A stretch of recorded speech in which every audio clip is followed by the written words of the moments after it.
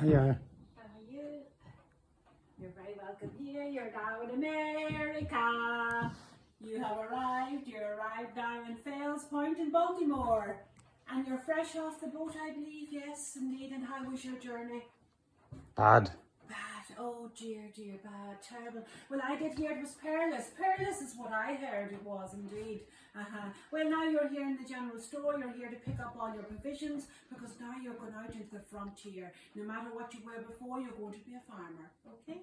Now, don't worry if you've no money because I'm going to put your name in my ledger here. I'm going to give you a starter pack of seeds, and when your harvest comes in, you'll bring it into me and I will sell it on and we'll reap the rewards together. Okay? So this is how we built up our relationship. This is how we built up respect, and it's all about the barter and about the credit, so it is. Now, some of the new foods that you're going to see in America are these big fellows here, which are called pumpkins, and you'll see them growing in a field around the corner. And do you know what this big bird is? No? No. You can speak. This is a turkey, and turkeys are running wild in America. Over in Ireland, you'll be eating goose for your Christmas dinner, indeed. So squash, butternut squash, sweet corn, sweet potato, cherries and figs, and peanuts and coffee are all new foods for the Irishman, indeed. So, do you know how peanuts grow? No. You're not going to make much of a farmer, are you? You're not going to make me much money. And you're listening now, you're listening. Now these peanuts, they grow in the ground and you pull them out like a big bunch of grapes. You give them a good shake and you put them out in the sunshine to dry. And when they're all nice and crisp, you'll pick them up. And at this very early time, people fed it to their animals as a substitute feeding during the winter time.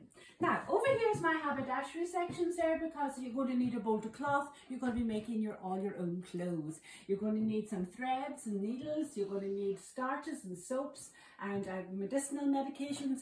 And if you look behind you there, sir, there is an advertisement in the corner there. Can you tell me what this statue is advertising? Do you know?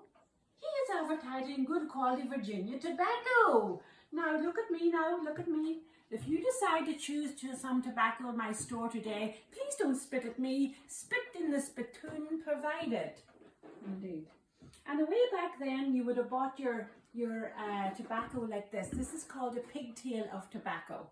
Okay, and it's a very old piece indeed. But people would have taken it and chewed it and spat it out, or they would have smoked it in a pipe, so they would indeed. Anyway, we're also the post office here, and your letters will come every 2 weeks off the stagecoach. I'll put your name in my ledger, and when you come back to the general store, you'll pick up your letters. Now, you might not come back for 3 months or 6 months because you're so far out in the wilds. It could take you a whole day and a half to get here. And don't you worry if you can't read, because I like to read your letters for you. It's good for my gossip repertoire. Indeed. In actual fact, the general store was the hub of the community, and people would come in, they would have a cup of coffee here, they would talk about what was going on in the community, and if there's a letter being read out, people would come from miles around just to hear that little bit of news from home. Now, it could have been 6 months on the road or a year on the road, but that's what happened. And now, sir, I'm going to tell you a very sad thing indeed, a very sad thing, that when you're out in the wilds and you lose your partner, you cannot survive in the wilds without your partner. You must come back to me within a week, because I'm in the know. I'm the matchmaker. I have the names on. I'll get you a good one, all right?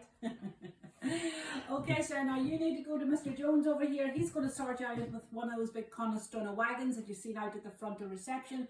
You're going up over the Appalachian Mountains, down into Greenberg in Pennsylvania. You are following the footsteps of the melons. So I'll see you in 3 months or 6 months when your harvest comes in.